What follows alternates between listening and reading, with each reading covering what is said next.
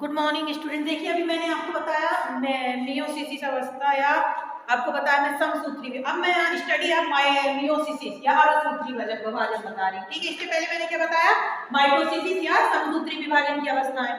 अब इसी में आपको बता रही हूँ अर्धसूत्री विभाजन, स्टडी ऑफ मियोसिस यानी कि अर्धसूत्री विभाजन के लिए फूलों के पुंकेसर का या टिड्डे के जो टेस्टिस होता है उसके द्वारा हम ये प्रैक्टिकल कर सकते हैं। ठीक है, मियोसिस इसमें क्या होता है कि आपको प्रैक्टिकल में दे दिया जाएगा फूलों के पुंकेसर से अर्धसूत्री विभाजन को पहचानिए। ठीक है, तो आवश्यक सामग्री में आपको पहले ही बता दिया, बाजरे के फूल ले लो ज्यादा है। ठीक है, साथ ही में चिमटी ले लो, कांच कवर स्लिप चाहिए रहेगा, स्लाइड चाहिए रहेगा, स्प्रिट लैम्प चाहिए होता है और एस्टोकार्माइन अभिरंजक चाहिए होता है। क्योंकि मैंने अभी कौन सा समसूत्री और अर्धसूत्री विभाजन बता रही हूँ। देखिए अर्धसूत्री विभाजन के लिए आप देखोगे कि बाजरे के फूल ले लेते हैं और पृथक कर लेते हैं। बाजरे के फूल लेने के बाद क्या करते हैं, जो कॉर्नियाल तरल पदार्थ जो होता है, ठीक है, उसमें पुंकेसर को डाल करके क्या कर देते हैं अपन अर्धसूत्री विभाजन की अवस्थाओं को स्थिर करते हैं। ठीक है, मतलब स्टेबल करते हैं। इसके बाद 2-3 बूंद एस्टोकार्माइन के अभिरंजक की डालते हैं स्लाइड के ऊपर, स्लाइड पे कवर स्लिप लगा के धीरे से प्रेस करते हैं।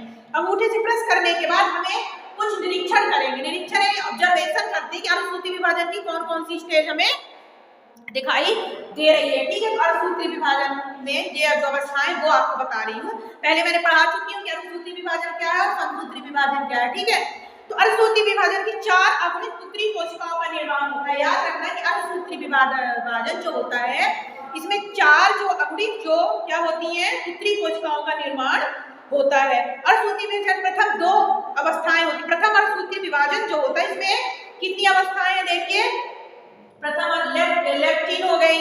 ठीक है, प्रथम अर्धसूत्री विभाजन में जो अवस्था है लेप्टिन, जिसको लेमिना कहते हैं, जाइगोटीन हो गई, लेप्टिन, जाइगोटीन, पैक्टिन अवस्था होती है, पैक्टिन के बाद होती है डिप्लोटीन अवस्था होती है, डिप्लोटीन के बाद डाइकाइनेसिस अवस्था होती है, डाइकाइनेसिस के बाद आपको क्या आ जाएगा मेटाफेज की जो सेकंड अवस्था है। ये सेकंड अवस्था जो होती है, तो सेकंड अवस्था में आपको एनाफेज हो जाएगा। एनाफेज के बाद आपको क्या टीलोफेज होती है और टीलोफेज के बाद आपको क्या होती है कि मेटाफेज, टीलोफेज और लेट टीलोफेज अवस्थाएं होती है। तो ये 2 प्रकार की। तो अभी मैं आपको पहली अवस्था बता रही हूँ, कौन सी, मियोसिस की जो फर्स्ट स्टेज जो होती है टीलोफेज तक की, वो अवस्थाएं आपको बता रही हूँ, मेटाफेज और टीलोफेज की। तो अभी मैंने अर्धसूत्री विभाजन मैंने अभी बताया ना, अर्धसूत्री विभाजन में रिडक्शन डिवीजन या अर्धसूत्रण कहते हैं, जिसमें 2 अवस्थाएं होती हैं, प्रोफेज फर्स्ट और प्रोफेज सेकंड। तो प्रोफेज जो फर्स्ट अवस्था होती है उसमें जो इतनी अवस्थाएं उसके बारे में मैं इसमें बता रही हूँ। ठीक है, तो आप देखोगे कि प्रोफेज जटिल, अत्यधिक लंबी और जटिल अवस्था कहलाती है। क्या अत्यधिक लंबी और जटिल अवस्था है।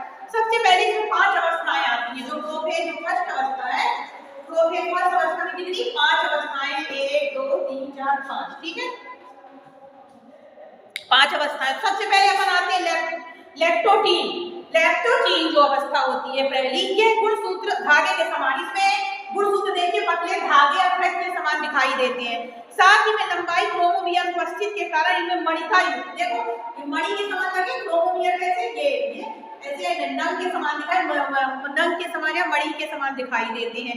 केंद्रक झिल्ली स्पष्ट होती है इसमें है, और इसमें क्या कहलाता है मणिका युक्त, जिसको हम बी डेड भी कहते हैं। याद रखना मणिका युक्त है, इसे हम बी डेड भी कहते हैं, जो मणि के समान दिखाई दे रहे हैं। ठीक है, ये हो गया।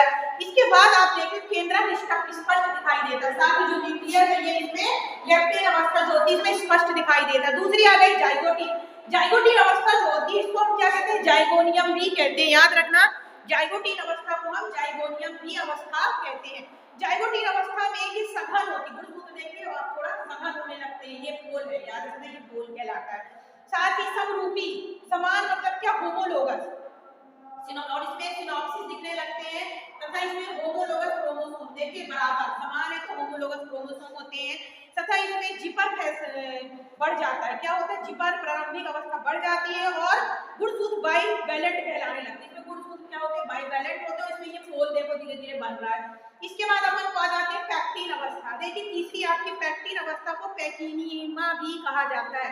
एग्जामिनर पूछ सकते हैं कि पैकिनीमा अवस्था कौन सी है, तो पैक्टिन अवस्था है। पैक्टिन अवस्था जो होती है इसमें गुणसूत्र पुनः संघनित होने लगते हैं। देखो क्रोमोसोम पुनः संघनित होने लगते हैं, इसमें सेंट्रोमियर पाया जाता है। ठीक है, तो क्रोमोसोम संघनित होने के साथ साथ क्या होता है कि इसमें सेंट्रोमियर द्वारा गुणसूत्र जुड़ जाते हैं। क्या होते हैं?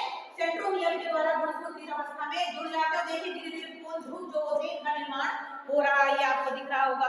साथ ही इसमें अर्धसूत्रीय विभाजन जो होता है, इसमें क्या होने लगता है, धीरे धीरे क्रॉसिंग ओवर जैसी घटना होती है, मतलब चालू हो जाती है, जिसे हम नॉन सिस्टर क्रोमेटेड या अर्धसूत्र भी कहते हैं। नॉन सिस्टर क्रोमेटेड भी इन्हें कहा जाता है पेक्टिन अवस्था में। याद रखना पेक्टिन अवस्था में दो अर्ध गुणसूत्र के कारण अथवा टेट्रा कहलाती, इसको हम एक अवस्था ये भी कहते हैं, इसको हम क्या कह सकते हैं, टेट्राइड अवस्था। टेट्राइड अवस्था भी इसमें आती है पेक्टिन में।